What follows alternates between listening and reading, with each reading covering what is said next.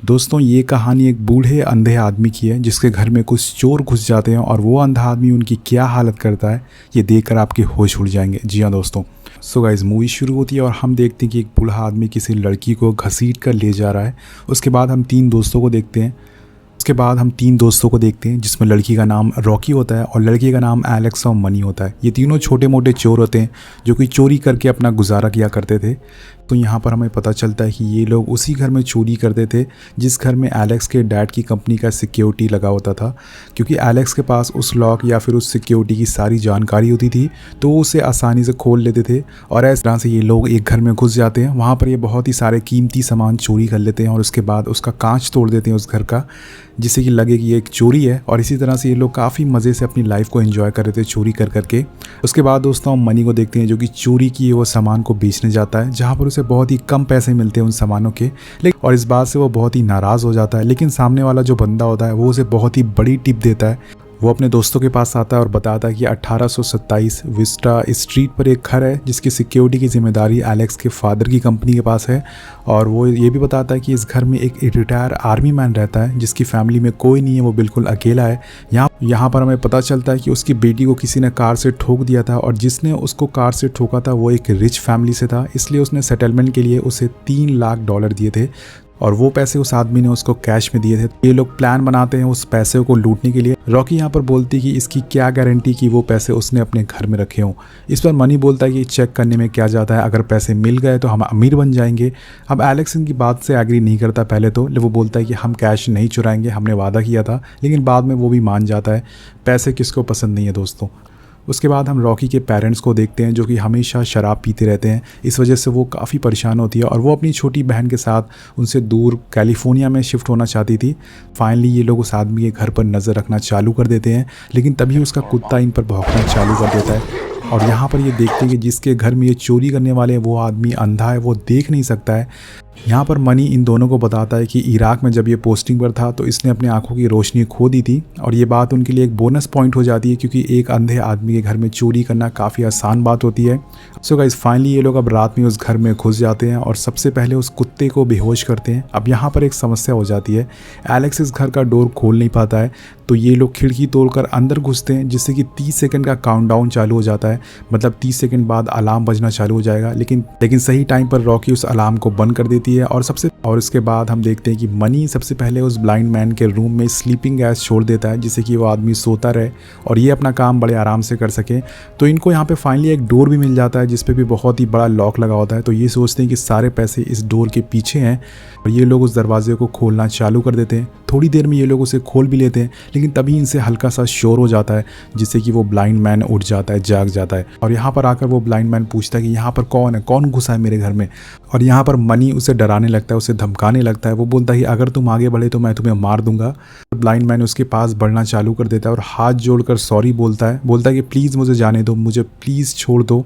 लेकिन दोस्तों तभी वो ब्लाइंड मैन मनी पर हमला कर देता है और उसकी गर्दन मोड़ने लगता है। मनी यहाँ पर उसे छोड़ने के लिए बोलता है, लेकिन तभी दोस्तों वो ब्लाइंड मैन बंदूक से मनी की खोपड़ी उड़ा देता है। जी हाँ दोस्तों, मतलब सो गाइस यहाँ पर हम जिसे ब्लाइंड मैन सीधा साधा आदमी समझ रहे थे वो रियलिटी में एक बहुत ही खतरनाक आदमी होता है।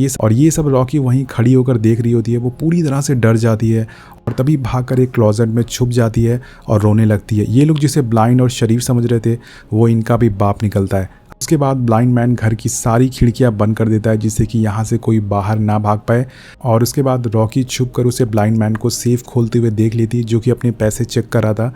उसके जाने के बाद रॉकी और एलेक्स दोनों सेफ खोलते हैं और यहाँ पर दोस्तों उनको फिर से शॉक लगता है। यहाँ पर $3 लाख नहीं बल्कि $1 मिलियन होते हैं।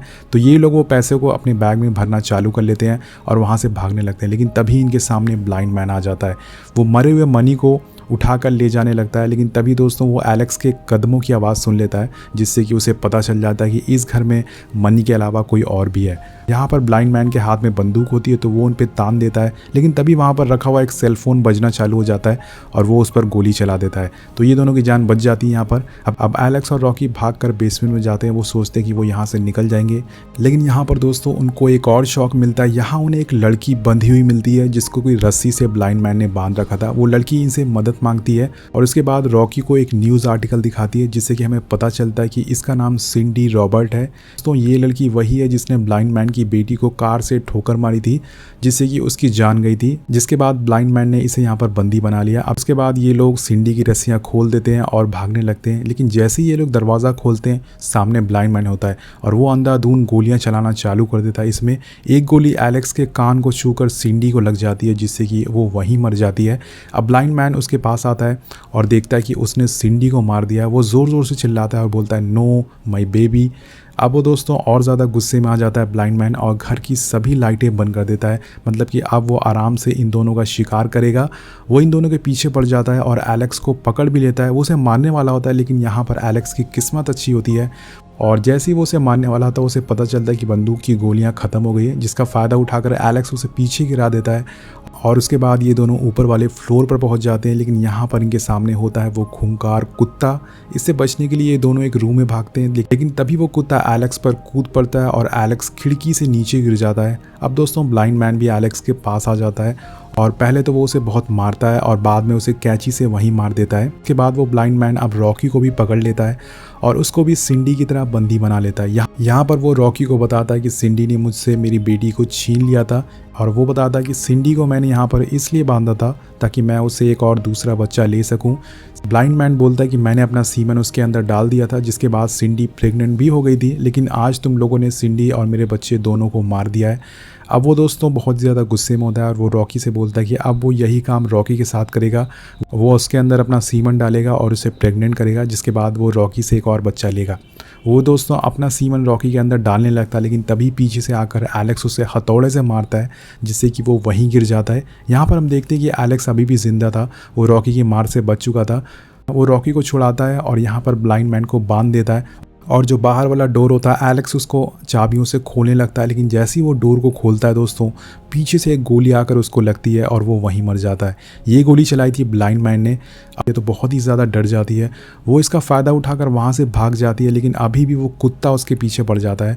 वो भाग कर एक कार में बैठ जाती है और शीशा बंद कर लेती है, लेकिन वो कुत्ता अभी भी उसकी कार पर बैठा होता है। उसके बाद वो यहाँ पर अपना थोड़ा दिमाग चलाती है, कार की डिग्गी खोलती है, जिसके बाद वो कुत्ता अगर उसमें बैठ जाता है और वो उसे बंद कर देती है और कार के बाहर निकल जाती है। वो सोचती कि उसकी जान बच गई, वो आज़ाद हो चुकी है, लेकिन दोस्तों अगले पल ही यहाँ पर ब्लाइंड मैन आ जाता है और उसे पीछे से पकड़ लेता है और घसीटता हुआ घर में ले जाता है। ये वही सीन है दोस्तों जो कि हमने मूवी की स्टार्टिंग में देखा था।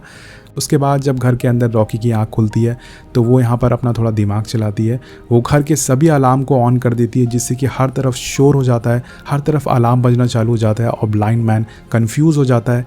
इसी का फ़ायदा उठाकर रॉकी उस ब्लाइंड मैन को बहुत ही बुरी तरह से मारती है और मार कर बेसमेंट में फेंक देती है। उसके बाद दोस्तों रॉकी यहाँ से पैसे लेकर वहाँ से भाग जाती है पुलिस के आने से पहले। उसके बाद हम कुछ दिन बाद का सीन देखते हैं जहाँ पर रॉकी और उसकी छोटी बहन कैलिफोर्निया जा रही होती हैं। तभी रॉकी न्यूज़ देखती है कि वो ब्लाइंड मैन अभी भी बच गया है, वो अभी भी ज़िंदा है, कुछ दिनों बाद वो घर वापस आ जाएगा। लेकिन यहाँ पर उस ब्लाइंड मैन ने सबको बताया था कि घर में सिर्फ 2 ही लोग आए थे चोरी करने के लिए और जिन्हें उसने मारकर वहीं गिरा दिया। वो ये भी बोलता है कि घर से कोई भी चोरी नहीं हुई है। ये देखकर रॉकी थोड़ा शॉक हो जाती है।